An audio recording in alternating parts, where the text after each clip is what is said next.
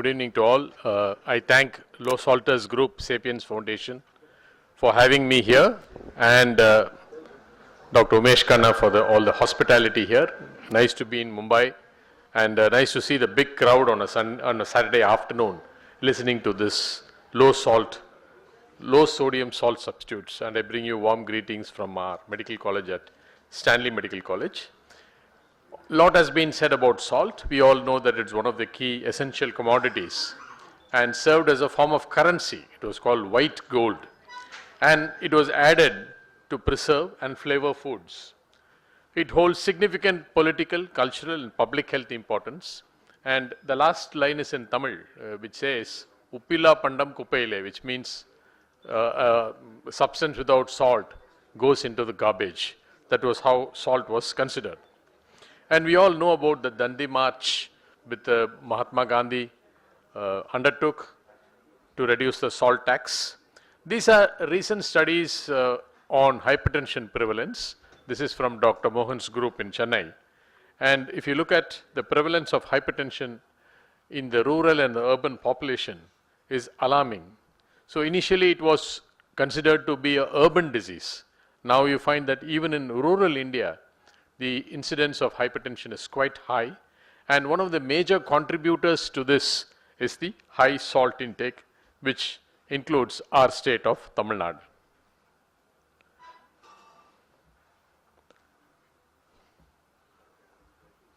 So the sodium intake in our country has again been very, very high, though the WHO says it should be about 5 grams.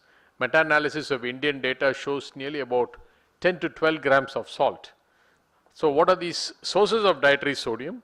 Added salt while cooking or eating, especially if you come to our part of the country, we have the habit of adding salt to our curd rice, salt to our buttermilk, and then we take a lot of pickles, papads, all this adds to the salt content. In addition to the salt that is already there in the cooked food. Then, of course, going outside to restaurants, street food, and if you look at the instant noodles, chips, savory, and the amount of food that's delivered by Swiggy and Zomato, all this contains excess amount of food. And if you look at the salt consumption in India, this is from our part, Chidambaram, where there's a huge amount of salt, nearly about 13 grams of salt. And if you look at West India, again, nearly about more than 10 to 12 grams of salt. So the more than 90% of the daily intake come from the home cooked food. So these are again a recent study which looked into the dietary salt estimated from a 24-hour dietary recall. So a questionnaire given and then 24-hour dietary recall. If you look at a cross-sectional survey, rural, urban, slum areas, added salt contributed to most of the salt intake with a proportion of nearly 87% in South India and nearly 83% in North India.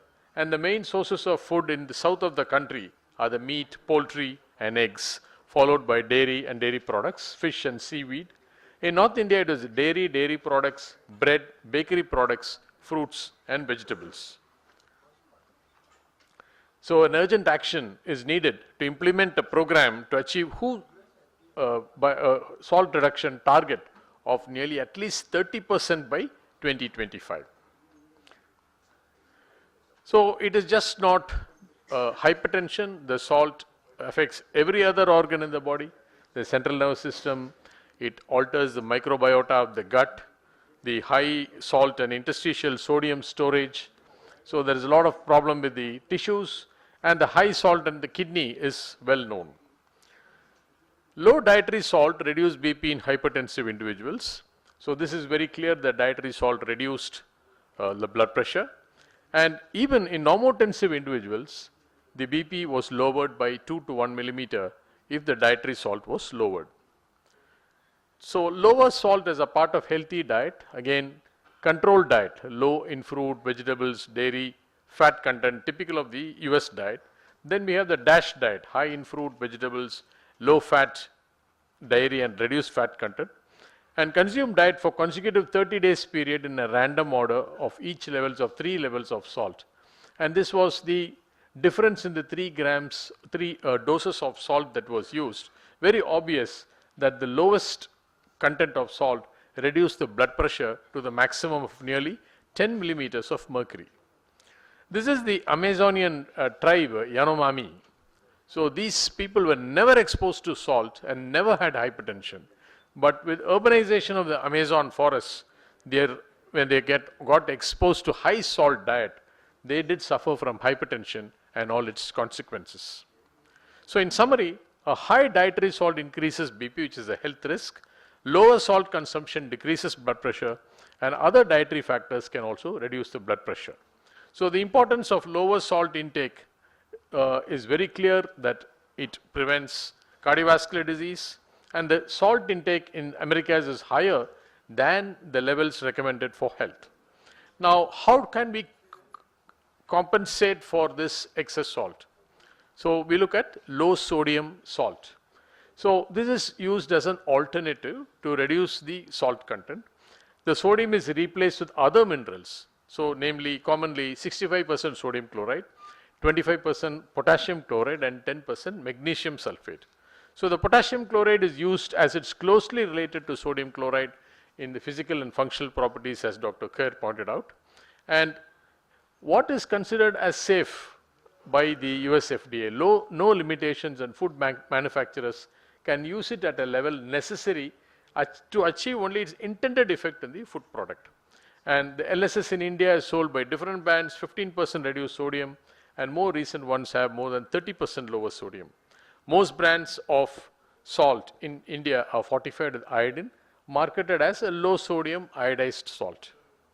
So what are the formulations available? Sodium chloride varied from 0% to 88%, and potassium chloride varied from 0 to 100%.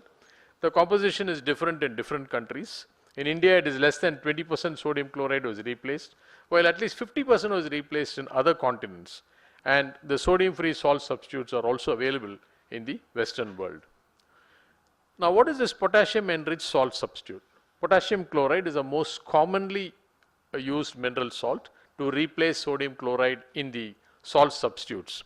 The major concern is alteration in the flavor and palatability, including the metallic taste.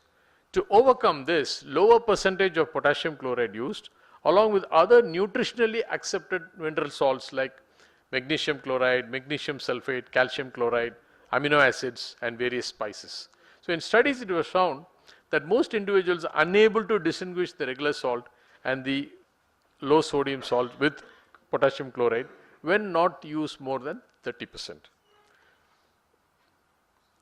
So these are the availability of low sodium salts in different countries, and it's almost available in every other country, including the Asian countries of India and Pakistan. And when they looked into this particular study, if you look at South Asia, you look at the blue color indicates the amount of sodium chloride. So nearly about most of these food products that we use here contains nearly about 70 to 80% of sodium chloride. Now, what is the problem? The one thing is the pricing. The prices are quite high. So it varies between the high income and the upper middle income and lower middle income countries. The median international dollar of LSS in the high income was nearly about 14.8 per kg, and in the upper middle income it was nearly 11.6 per kg. So in lower middle income countries, it is up to about $111.1 per kg. So it was almost the price 1.7 times the price of regular salt. So this could be a great impediment to the use of this substance. And what is the impact of this salt substitutes on BP and cardiovascular disease? Higher levels of potassium associated with lower levels of blood pressure. The sodium potassium ratio is more important than the sodium or the potassium alone. For the general adult population, the WHO and ICMR NIN recommend a daily potassium intake of at least 3,500 milligrams per day and a sodium potassium intake ratio of less than 1 to prevent hypertension. And what are the other benefits? The lowering of blood pressure is very clearly shown in meta-analysis that 3 RCTs assessed these effects and showed mixed results. However, there was definitely a significant drop, a greater beneficial effect when potassium enriched salt substitutes were used. And when this was again studied scientifically in the BMJ Heart Journal, it was found that the systolic BP reduced, the diastolic BP reduced significantly, and the low salt substitutes significantly decreased systolic and diastolic BP was the conclusion. So what is the data from India? So this is again a recent study, 502 patients with hypertension and 7 villages in rural India randomized to receive regular 100% sodium chloride or salt substitute, that was 70% sodium chloride and 30% potassium chloride. The primary outcome was change in systolic BP from baseline in 3 months. At 3 months, the low salt group decreased BP by 4.6 millimeters of mercury and diastolic BP by 1.1 millimeter of mercury. So participants also rated the taste of the study salts were similar. The incidence on cardiovascular mortality, disease and mortality, again direct evidence are very clear. This is a study conducted in Taiwan where the effect of the potassium enriched salt substitute reduction in mortality was nearly about 41% in the salt substitutes at 31 months. And this is the problem of having a salt substitute, effect of salt substitution on cardiovascular events and death, where very clearly it was shown that among persons with history of stroke or more than 60 years with poorly controlled blood pressure, the rate of stroke, the major atherosclerotic cardiac events and death from any cause were reduced when the salt substitute was used compared to the regular salt. So what is the safety? As a nephrologist, I am somebody very concerned about hyperkalemia. This is one of the biggest emergencies that we have most often.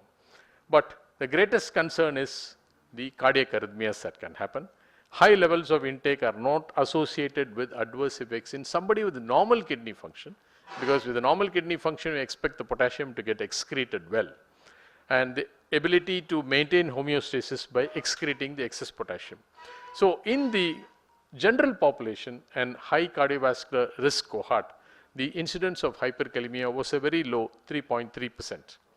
However, one has to be concerned, one has to take care that in patients who are on ACE inhibitors or ARBs, patients who have diabetes where there is a type 4 RTA, or somebody who smokes, the history of coronary artery disease or a stroke or a EGFR is less than 30 per ml or an albumin creatinine ratio more than 10-fold. So these are risk factors to use a potassium substituted salt. So if the potassium level is more than 5.5 and one of these is present, then one has to be careful about using a potassium substituted salt. And this is an Indian study, again using reduced sodium potassium enriched salt substitute in India. So here this is a modeling nationwide salt substitution in India consistently estimated substantial net benefits, preventing around 8 to 14% of annual cardiovascular deaths.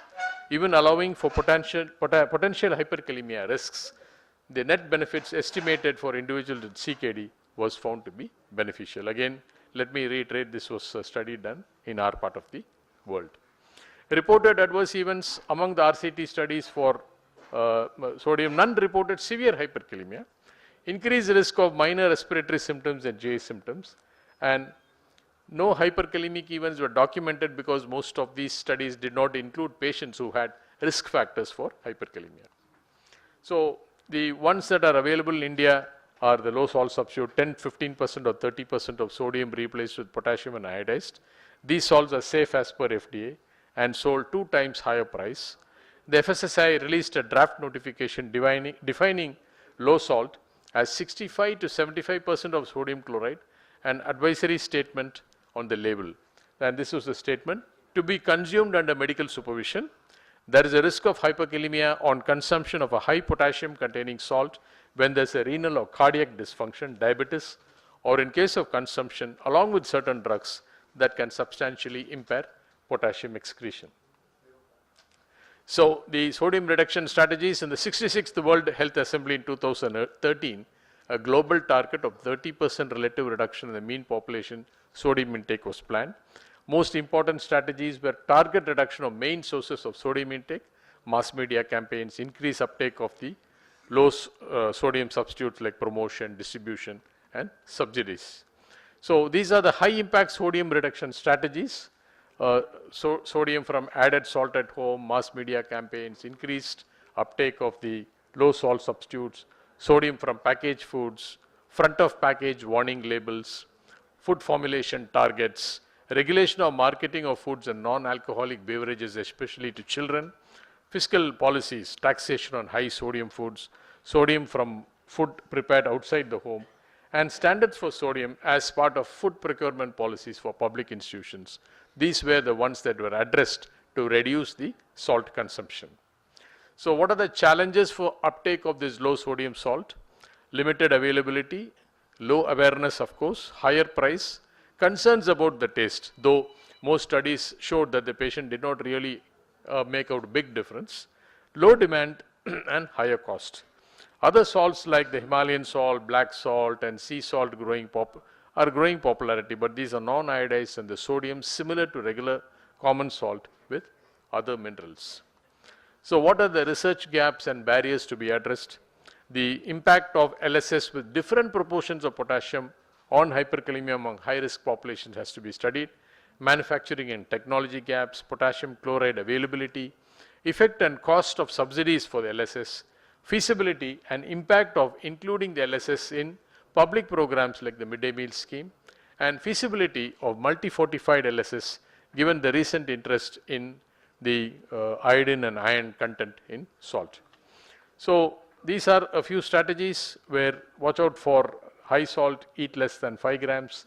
So I go to a supermarket, as Ravichandran sir mentioned, that you will find fat-free food, salt-free food is something that you find. You look at, you don't get food that is really having a low salt or somebody having salt substitutes, sodium substitutes. And don't be afraid to tip your waiter before the meal. So tip him before the meal and tell him, please have less salt in the dishes that I have ordered. So let me conclude by saying, so when our computers hang, we say Alt Control Delete. So let me tell you, Control Salt and Delete. So that should be the aim. Thank you very much for the patient listening.